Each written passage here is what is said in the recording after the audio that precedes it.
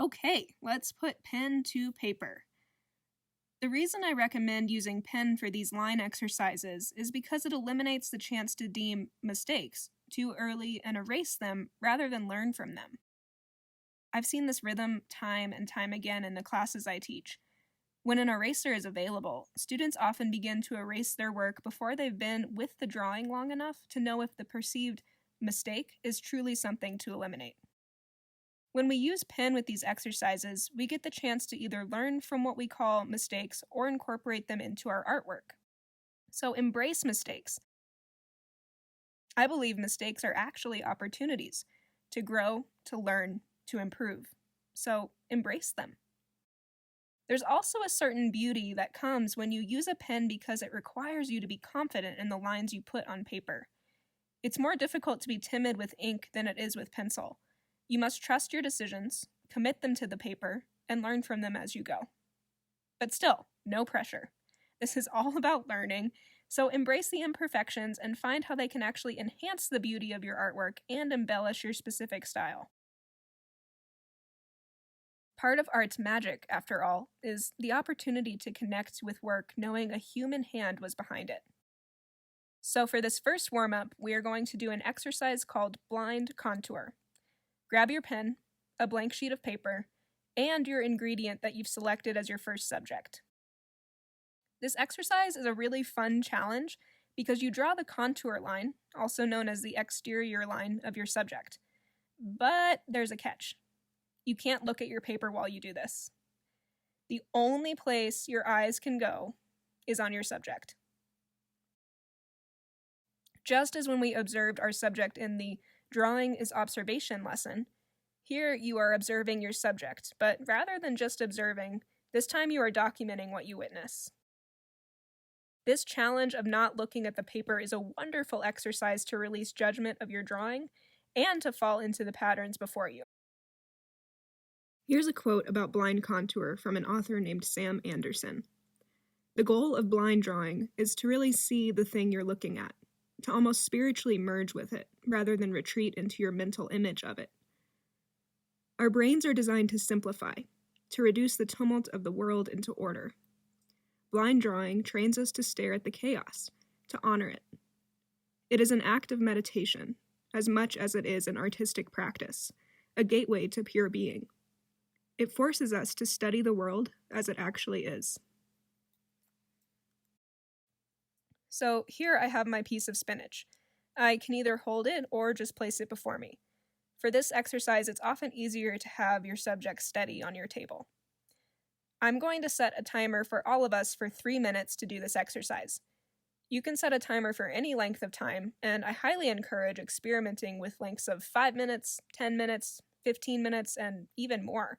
But 3 minutes will be our starting point for right now. Now, before I begin, I'm going to choose a point on the contour of the subject.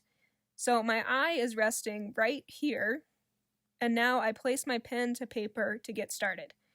Now I'm starting the timer, and you can do this exercise alongside me. I'm going to go very slowly, like snail's pace slowly. I'm moving my eye and hand at the same time around the contour of this subject. I'm only drawing the line. I'm not including shadow or texture, even if I see it. I'm only drawing the exterior line. Do not let your eye go too quickly. In fact, for this exercise, I don't want you to finish the drawing within the 3 minutes. I want you to go so slowly that you only finish part of the drawing. Move as if your eye and your hand are connected by a string, so that as your eye moves, your hand moves at the same pace. Right now, your hand is recording exactly what your eye sees. It is a direct translation of your observation. You are not looking at the paper, as tempting as it is. This is building up your observation and drawing muscles. And equally important, it's also building up a trust that your hand can translate what you see. So don't look. I know it's tempting to look at your paper, but do your very best to keep your eyes only on your subject. If you feel your pen go off the paper onto the table, that's great. That means you're not looking. Just take a quick glance to place your pen back on your page where you feel is the closest to where you left off, and keep going.